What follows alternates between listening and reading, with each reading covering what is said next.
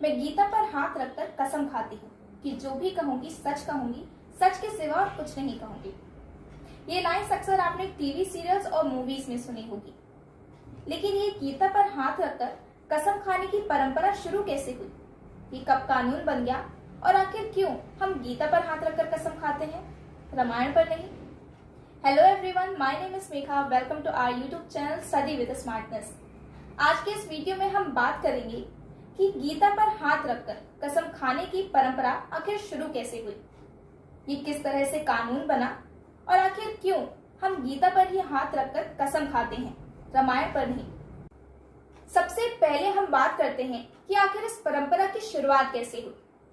India में मुगल शासकों के द्वारा धार्मिक किताबों पर हाथ रखकर कसम या शपथ दिलाने की प्रथा की शुरुआत हुई थी। जी हाँ, दरअसल मुगल शासकों को भारतीय नागरिकों की बातों पर विश्वास नहीं होता था, लेकिन उन्हें इस बात पर विश्वास जरूर था कि भारतीय नागरिक अपने धर्म की किताबों पर हाथ रखकर कभी झूठ नहीं बोलेंगे, और यहीं से इस परंपरा की शुरुआत हुई।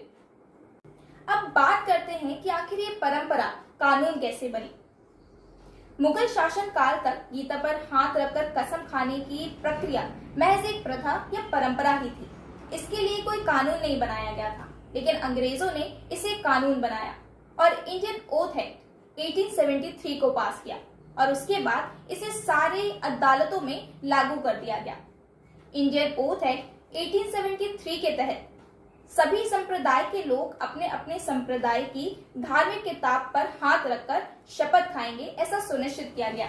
जैसे हिंदू संप्रदाय के लोग गीता पर हाथ रखकर, मुस्लिम संप्रदाय के लोग कुरान पर हाथ रखकर और ईसाई संप्रदाय के लोग बाइबल पर हाथ रखकर। इस तरह से ये परंपरा एक कानून बनी।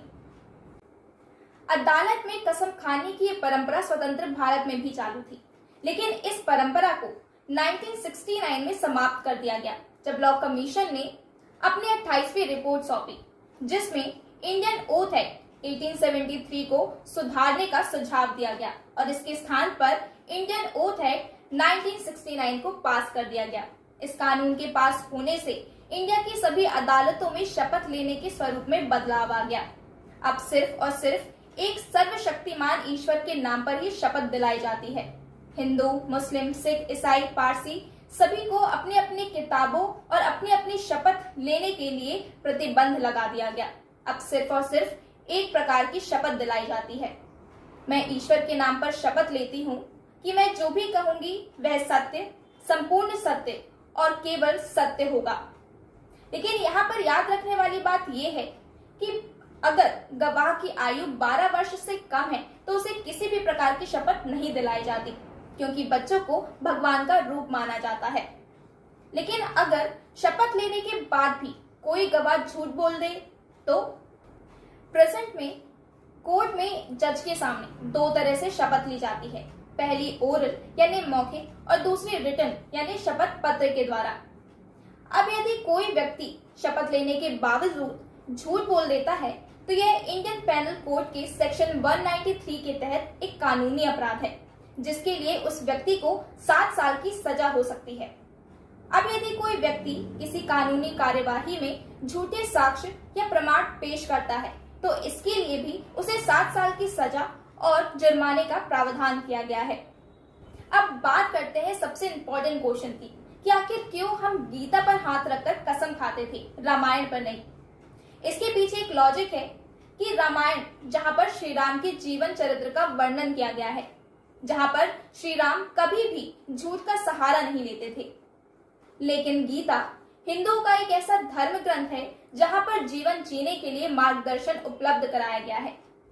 यहाँ पर गीता में केवल महाभारत के युद्ध का वर्णन नहीं है, यहाँ पर सत्य को स्थापित करने के लिए मनुष्य को कैसा आचरण करना चाहिए इसके बारे में विस्तार से बताया गया है।